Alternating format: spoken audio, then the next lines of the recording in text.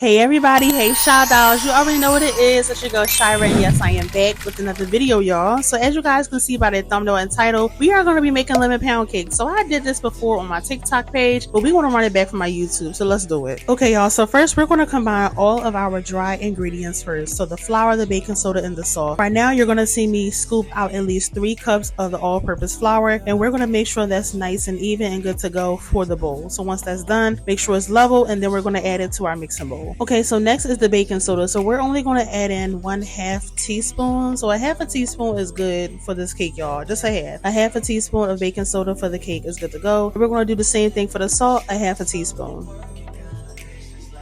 And then once we're done with that, we're going to go ahead and use a fork to kind of like mix everything together. Now, if you have a whisk, that's good also. But since I don't have one, I just use my fork instead. It pretty much gives the same kind of illusion, making sure all those clumps and stuff is out so that we can move on to our wet ingredients. So for the next step right here, we're going to use these lemons, as you guys can see, and also this grater right here. This cheese, not cheese grater, but y'all know what I'm talking about. But this right here, I'm only going to be using this small like bottom section right here for my lemons. But if you guys want to do the big side, I mean, I guess you can. But I'm telling you right now, you don't need it. Just use the smaller side, because for the lemon zest, you can't really get all of what you need to get if you use the bigger side. So yeah, so as you guys can see, I kind of did it lightly so you guys can see how it's done. But this portion is sped up, but do take your time, because this right here is definitely important, because you're only going to need at least about 2 tablespoons of this. But you know, you want to make sure you have plenty of enough lemon zest just in case. You know, always have more than enough, and not, you know, too much, but you know, more than enough. You know, me personally, I really love this step right here because of, like, you know, the fresh lemon smell that you get when you grate the lemon. Yeah, that's amazing. So now we're good to go for our lemon zest. You see how much we made? That was amazing. So now we're going to move on to our next step. Buttermilk, can't forget the buttermilk. So now it's buttermilk time. All we need is 1 cup, y'all. So as you guys can see, I'm going to pour it inside of my measuring cup, and then I'm going to pour it in my bowl. Now for the wet ingredients, like, I really didn't need a really large bowl to mix stuff in. So, you know, if you have a small bowl that you can use, like a meal prep bowl or something like that, that's perfect. Don't feel like you have to get all these huge bowls and all that just to mix up stuff, y'all. Just use what you have. So as you guys can see, right after that buttermilk, we're going to go ahead and add in our 2 tablespoons of grated lemon zest, and also next we're going to add in our 2 tablespoons of lemon juice. Now, do not go crazy on the lemon juice, because your cake will taste like really lemony. Do not do that. Please make sure that you're adding the proper measurements to your cake, you guys, because you don't want to go crazy with it, because you will taste it, trust me. So after you guys done with that, you're pretty much good to go. As far as like the brand of each of these like ingredients, like the brands,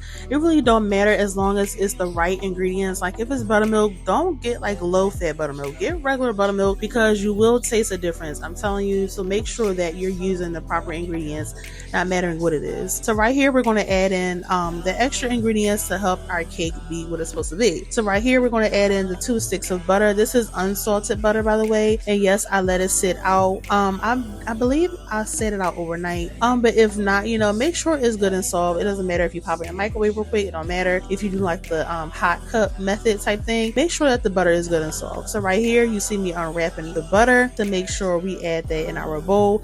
Right here is where we're going to add in 3 large eggs, you guys. Once you crack it, you're going to open it, you know, pour the egg inside. Make sure you don't have no eggshells in your cake.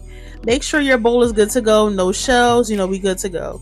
Now we're going to add in 2 1/4 cup of sugar. We're going to fill up that sugar cup, 2 full cups, and then we're going to fill up the 1/4 cup of sugar to make sure we have the right amount of sugar, y'all. So that's pretty much it for the add-ons. Once we finish doing that, I took my mixing handy, you know, dandy blender type thing, my handy dandy mixer, and I took the little, you know, mixing thing, and I mixed everything nice and even, making sure that it was nice and smooth. No, we're not going to get like the perfect consistency yet until we add in our wet and our other dry ingredients. Then we're good to go. But this is what's going to happen for now as far as like the mixing process, and then we're going to add everything later.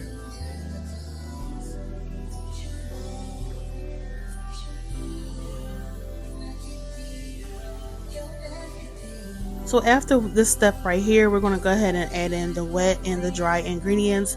Now, as far as like the wet ingredients, you definitely want to take your time, because some may spill out, but be careful. Just make sure you don't, you know, pour it too slow and too fast. You know, just make sure you're taking your time. And also the same thing for the dry ingredients.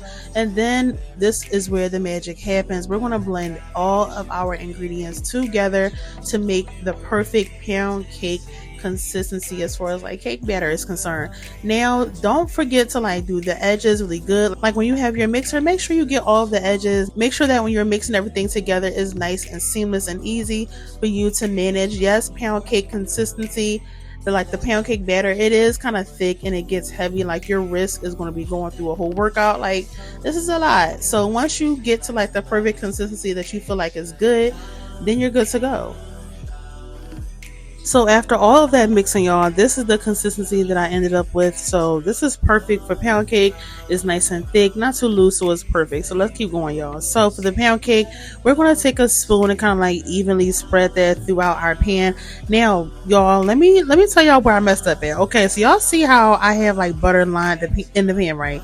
So I was supposed to have Baker's Joy. I'm gonna put Baker's Joy on the screen. I did not have it, but if you don't have that, don't worry. So if you don't have like any type of like spray type thing for your pan, don't worry about that. It's fine as long as you add butter and flour. I did not do that, which is where I messed up at, and it kind of like took me a little hard time when the cake was finished to come out the pan. But you know, don't do what I did, y'all. Make sure that when you line your pan, if you do not have like a baker's like cooking spray like baking spray to put in your pan, use butter as well as flour to grease your pan really good so that way your cake can come out like nice and easy when it's finished. So now, as you guys can see, I'm using that same exact spoon to smooth out my cake batter. This is just to make sure that like while it's baking nice and even and seamless and smooth, because we don't want no lumpy cake. So all the bumps and stuff, it gotta go. So that's what we're using our spoon for, making sure everything is nice and even and good. And then after that, we're gonna pop this bad boy in the oven. So we're gonna set our oven to 325, and then I'm gonna set my timer on my phone to 1 hour and 5 minutes. And once that's completed, this is what our end result is going to be, you guys. This cake was so delicious, so good, and this recipe is so easy to follow, you guys. Now, I did not record myself doing the icing type thing, but more recipes just like this one will be in my dessert ebook, so go check it out, you guys. I'm going to put that link down below. But thank you guys so much for tuning in. Don't forget to like, comment, and subscribe for more videos just like this one, you guys. I love you guys so much. Thank you so much for tuning in, and I will see you guys in the next video just like this one, y'all. Peace out. Mwah.